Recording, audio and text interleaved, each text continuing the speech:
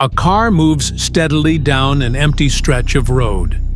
Inside, Jason, late 20s, dressed in a work uniform, is gripping the steering wheel, eyes tired but alert. I do late-night deliveries for a catering company.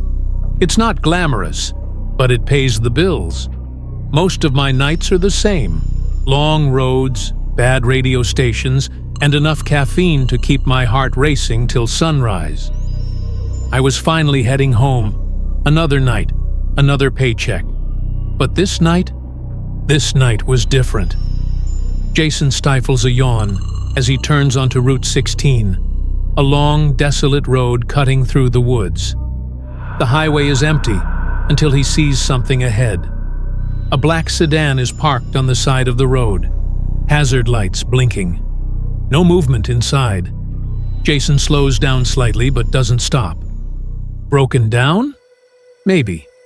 But something about it felt wrong. There was no one waving for help. No lights inside. Just a car sitting there, its hazard lights flashing like a heartbeat in the dark. Jason shakes off the unease and keeps driving. As he glances in the rearview mirror, his stomach tightens. The car's hazard lights turn off. The headlights flicker on. It pulls onto the road. Jason. Okay, weird timing. The black sedan follows him at a steady distance. Jason watches it nervously, but keeps driving. Jason spots a 24-hour gas station up ahead and signals to pull in. He parks, gets out, and stretches. The sedan drives past without stopping. Guess I was just being paranoid. Jason enters the gas station, grabbing a soda and a snack. As he walks to the counter, he notices something outside through the glass. The black sedan is back, parked at the edge of the lot. This time, the headlights are off. Cashier. Need anything else? Jason. No, just this. Jason pays, glancing out the window again. The sedan is gone. Jason gets back in his car, still unsettled. He pulls onto the highway, checking his mirrors constantly. I told myself it was just a coincidence, just some other late-night driver heading the same way. But I was wrong. A few minutes later, the headlights appear behind him again. The black sedan is back. Jason grips the wheel, keeping his eyes on the road. The sedan stays behind him, matching his speed. Then, Jason's radio cuts out. Just static. A chill runs through him. Suddenly, his car jerks slightly, like something pushed it from behind. He gasps, checking his mirror. The black sedan is inches away from his bumper, but the headlights, they're off. Jason. No way. Jason speeds up. The sedan keeps pace. It's too dark to see the driver. Then, just as suddenly as it appeared, the sedan veers off the road and vanishes into the trees. Jason pulls into his driveway, breathing hard. His house is dark. He sits in his car for a moment, watching the road. Jason, I wasn't ready to go inside yet. I just needed a second to breathe, to convince myself I hadn't imagined it. Jason finally steps out. The night is eerily silent. He turns toward his front door. A car engine rumbles in the distance. Jason's breath catches as he slowly turns his head back toward the road. At the far end of his street, barely visible in the darkness, the black sedan is parked, headlights off. Jason bolts inside, locks the door, and rushes to the window. He peeks out. The car is still there. His phone buzzes. Unknown number. Jason stares at the screen. His hands are clammy as he answers. Jason. Hello? Silence. Jason. Who is this? You left me behind. Jason's stomach drops. His body freezes. Jason. What? His breath hitches as he hears it. A soft knock at the front door. Jason turns his head slowly. His porch light is off. But through the peephole, he sees it. A shadowy figure standing right outside his door. The phone call ends. Jason stumbles backward, heart pounding. He grabs a kitchen knife, his mind racing. Another knock. This time, softer, slower. Jason tightens his grip on the knife and creeps toward the window. He peeks out. The black sedan is gone. The street is empty. Jason hesitates. Silence. After a few minutes, he slowly opens the door. Nothing. Just the quiet night. Jason. Maybe I imagined it. Maybe I was just sleep-deprived. But as I stepped outside, something felt off. Jason turns back toward his car, and his breath catches in his throat. On the rear windshield, faint but undeniable, is a set of handprints, as if someone had been pressing against the glass. From inside the car, Jason stares, his heart hammering. Then, faintly, in the distance, he hears it. A car engine starting. Cut to black.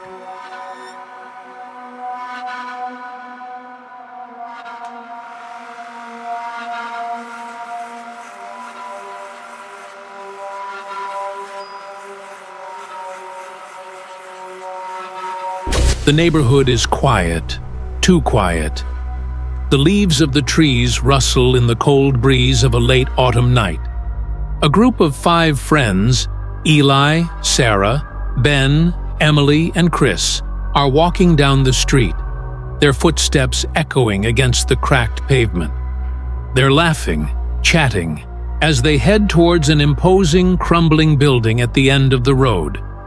Eli. This is it, guys. The old Kingsbrook Hospital. It's been abandoned for decades. Let's see if we can make it out without getting caught. Emily. Are you sure this is a good idea? I've heard creepy things about this place. Ben. Come on, we've done worse. Just a few old walls and broken windows. Nothing to be scared of. They arrive at the gates of the hospital, which is surrounded by an overgrown fence. The sign on the rusted gate reads, Kingsbrook Memorial Hospital. The letters barely legible. The group climbs over the gate and sneaks inside the hospital grounds. The building looms like a skeleton against the starless sky. The windows are boarded up, and the air smells musty and damp. There's an eerie silence, the kind that presses on your chest. Chris. Anyone else feel like we're being watched? Eli. Relax, man. It's just the wind. They find an open window on the side of the building and squeeze inside. The floor creaks under their weight as they step into the lobby. Everything is covered in dust. Papers scattered, old medical equipment left behind. Broken glass crunches under their feet. Sarah. I don't like this. It feels wrong. They move down a narrow hallway, the walls peeling and stained. A faint smell of antiseptic lingers in the air, mixing with the decay. The sound of dripping water echoes from somewhere deep within the building. Ben, let's check out the old surgical wing. I heard they used to do some crazy experiments here. Scene 3. The first sign of trouble. The group heads toward the surgical ward. As they walk, the temperature drops suddenly. Their breath becomes visible in the air. Chris. This place, it doesn't feel right. Emily. I swear I heard something back there. Suddenly, a loud bang echoes through the hall. The group jumps, startled. They turn to see a metal door at the end of the hall slowly creaking open. Eli. It's probably just a draft. No big deal. They cautiously approach the door. The hinges screech as they push it open. Inside, the surgical room is dark, but they can make out old surgical tables, some covered with sheets. The room is cold. Sarah. Why does it feel like someone's been here recently? Ben. Come on, it's just an old hospital. Let's look around. As they step further inside, the floorboards creak loudly under their weight. Then, in the corner of the room, they notice something strange. A single chair with straps, old and covered in dust. but the straps look disturbingly fresh. Emily, no way. Let's get out of here. But before anyone can respond, the door slams shut behind them, trapping them in the room. The group stares at each other in shock. Sarah, "Let us out! Let us out!" She pushes against the door, but it doesn't budge. The others join in, trying to break it down. Ben, we're stuck. We need to find another way out. Suddenly, the lights flicker on, bathing the room in a harsh, fluorescent light. The room looks different now, more sinister. The sound of footsteps echoes from the hallway. The friends stop, dead in their tracks, hearing the footsteps approach. Eli, someone's here. Then a figure steps into the doorway. It's a man, wearing a tattered doctor's coat, his face obscured by shadows. Doctor, you shouldn't be here. The figure steps forward slowly.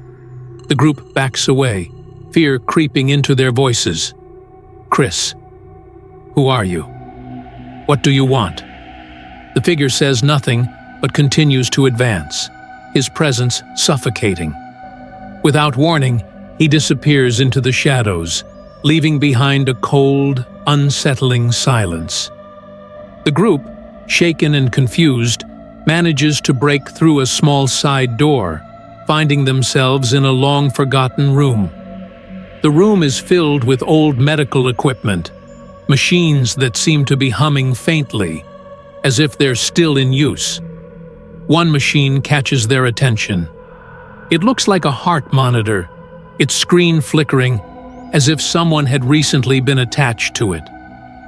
Sarah, I don't understand. This place is supposed to be abandoned. Ben, look at this. There's a fresh patient log. It's dated. From last year, Eli. Something's not right. Let's just get out of here. As they turn to leave, they hear the distinct sound of a patient's heart monitor flatlining. They freeze. Suddenly, the walls seem to close in on them. The temperature drops even further, and the sound of distant voices fills the air. The lights flicker, and the group looks around in panic, realizing they're trapped. Out of the shadows, the doctor appears again, his face now fully visible. Pale, with hollow eyes and a twisted smile. His lab coat is stained with something dark. The group tries to back away, but the door they came through is now locked. Doctor, you shouldn't have come here. This is where they kept the lost ones. The doctor steps closer, and the air grows thick with fear. The group tries to run in the opposite direction, but the hospital seems endless. They can't find a way out. Emily, what happened to you? What happened to this place? Doctor, this hospital never closes. The work here never ends. In that moment, they realize they're not just trapped in the hospital. They're trapped in time. The doctor and the hospital itself seem to exist outside of reality, part of some endless cycle of torment. The group, now desperate, runs through endless corridors. Their movements slow, as if the building itself is trying to stop them. Finally, they stumble out into the hospital's crumbling courtyard. As they exit, the camera pulls back, revealing a far more sinister detail. The hospital is not abandoned. It's alive, its windows glowing faintly in the dark. One by one, the friends disappear from view, leaving only the silence of the night behind.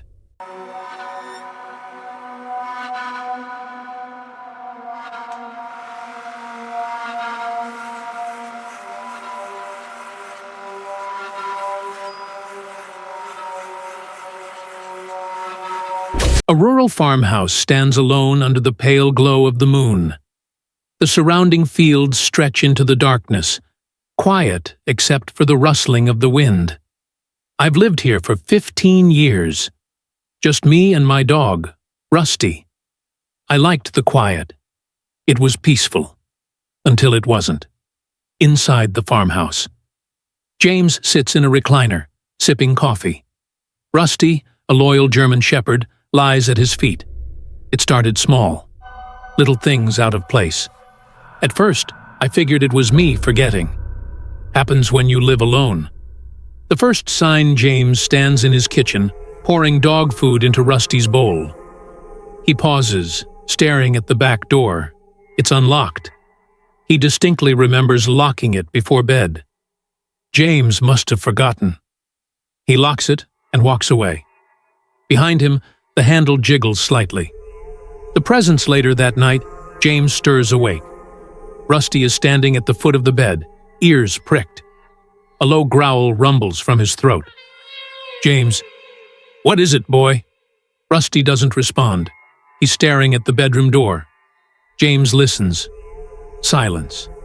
The first time, I thought it was nothing. Just the wind, the house settling. But the second time, I wasn't so sure. James finds his front door slightly open one morning, though he locked it the night before. The kitchen chairs are subtly out of place. The bathroom mirror is fogged, as if someone recently took a shower. He hasn't used it that day. James grows restless. He sets up an old security camera by the front door. James reviews the footage on his laptop. The screen shows the front porch, empty. Then, between one frame and the next, a shadowy figure appears, standing just outside the door. James pauses the video. The figure is tall, barely visible, but something about its stance feels wrong. It's just standing there, watching. He rewinds. The figure never arrives. It just appears. James shuts the laptop, breathing heavily. A new disturbance. James starts noticing more unsettling signs. Footprints appear in the dust on his attic floor. His television turns on by itself at 3 a.m., playing static. A whisper, faint and distant, echoes through the house when he turns off the lights. One night, he hears breathing right outside his bedroom door. Slow, deliberate. James grips his pistol under the pillow, his heart pounding. He waits. The breathing fades. The encounter. That night, James wakes up to the sound of his bedroom door creaking open. He bolts upright. The room is pitch black. He reaches for his bedside lamp. A shadow moves in the darkness. James freezes. Rusty stands rigid, a deep growl building in his chest. Then, footsteps, slow, measured, coming from inside the room. James doesn't hesitate. He lunges for the drawer, grabbing his pistol and flicking on the light. The room is empty. The bedroom door swings slightly. Just a draft. But James knows better now. He's not alone. The confrontation, the next night, James prepares. He locks every door, every window. He keeps his pistol on the nightstand. Rusty lies at the foot of the bed, tense. Midnight. James hears it, the sound of something moving down the hallway. He grips the pistol, heart pounding. He swings his legs over the bed, creeping toward the door. A shadow passes under the doorway. James slowly opens the door. The hallway is empty, but the attic hatch is slightly ajar. The attic, James climbs the pull-down ladder, pistol raised. The attic is dark, filled with old boxes and dust. Then he sees it. A sleeping bag, a few empty food cans. Someone has been living up here. Then he hears breathing, right behind him. James spins around. A woman stands there, hollow eyes, sunken cheeks, lips barely moving. Woman, I live here too. James doesn't hesitate. He fires a warning shot into the ceiling. The woman screams and bolts down the ladder. James chases her, but by the time he reaches the hallway, the front door is wide open. Rusty barks into the night, but the woman is gone. The aftermath. James searches the attic more thoroughly, finding unsettling items. A collection of his missing belongings, arranged carefully in a corner. Pages from his personal journals, rewritten in an unfamiliar, childlike script. A crude drawing of his house with the words, "I am here," scribbled underneath. James takes everything outside and burns it. The final warning, James installs a full security system. He sleeps with a loaded rifle by his bed. For weeks, there's nothing. Then, one night, he hears a sound outside. Through the window, he sees her again, standing at the edge of his property, half hidden in the trees. She doesn't move. She doesn't run. She just smiles. James grips his rifle, but something in his gut tells him she isn't afraid of it. That she's never truly left. Fade to black. Epilogue. James stands in the attic the next morning, staring at the makeshift living space. She had been there for months, maybe longer, watching me, moving through my house while I slept. James finds a journal among her things. Flipping through, he finds a single repeated phrase, scrawled over and over. "I live here too."